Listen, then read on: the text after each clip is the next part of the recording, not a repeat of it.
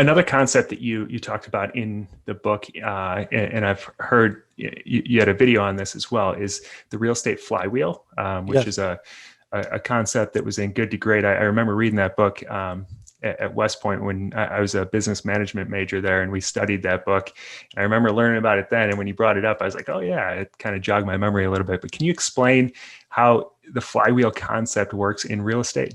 Yeah, sure. So, I come from when I was in tech support, I worked for a lot of startups, and they really gravitated to this book too, by Jim Collins. And it's basically a flywheel. It's a gear that moves, and as it spins, it gets faster and faster. The momentum pushes it to go faster and faster, and pretty much it's this machine that just sort of builds upon itself. So if you think of any business, like a startup business, it says, hey, I'm going to build a website, and then that website's going to attract customers, and then those customers are going to attract positive reviews online on Yelp or whatever. And then those Yelp reviews are going to draw more people to our website. And it's just this cycle that just feeds upon itself. And the more it happens, the faster and faster you go. So I just took that concept and applied it to real estate investing, the real estate investing flywheel. And so and this is also another component I use to get people who are sort of sitting on the sidelines. They've been talking to me for 2 years. How should I invest in this property? Should I invest in that property?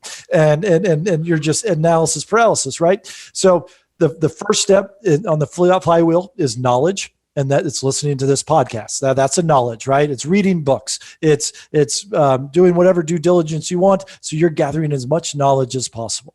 And then the next step is confidence, right? Because you're not going to ever do anything with that knowledge unless you feel confident. And a lot of times people feel confident when they start predicting what the answer is that you provide, Kirby, or that I provide, or listening to some other real estate podcast. Oh, this is what I would do. And then when that person, that expert says the same thing, oh, I've got some confidence I didn't know what I'm doing.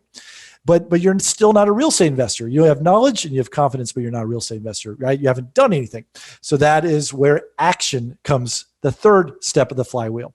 And action is, oh, this is scary. I'm making an offer, right? I'm making an offer of things that might not get accepted, but you're making purposeful action towards real estate investing. And eventually, with enough action, and you're not going to have that action without the confidence and without the knowledge. But after enough action, an offer is going to get accepted. You're going to close on a property.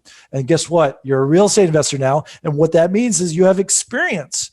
And what is the best education tool? Experience, right? So once you have a ton of experience, then you flip around the top of the flywheel again, you have knowledge again. Okay, I built off my experience. I've got knowledge. Maybe I need to revisit some concepts. Maybe I learned something. I wish I would have known more, and you're gathering more knowledge. So now you have more confidence to make more action and buying that second deal. And then you have more experience. And then that flywheel just keeps spinning. And once you buy that first one, it's going to be so slow, just like getting the momentum, that gear moving, that flywheel going so slow. But that second one's going to be easier. And then that third one's easier. And then that fourth one, and now I own over 100 units, and I'm doing this every single day, and I'm still learning new things. I'm still getting experience on new things. I'm still going back to my knowledge and trying to find out new things or relearning new things. And I still need confidence to make moves on this new property I've never bought before. It's never going to go away, but it gets easier and faster over time.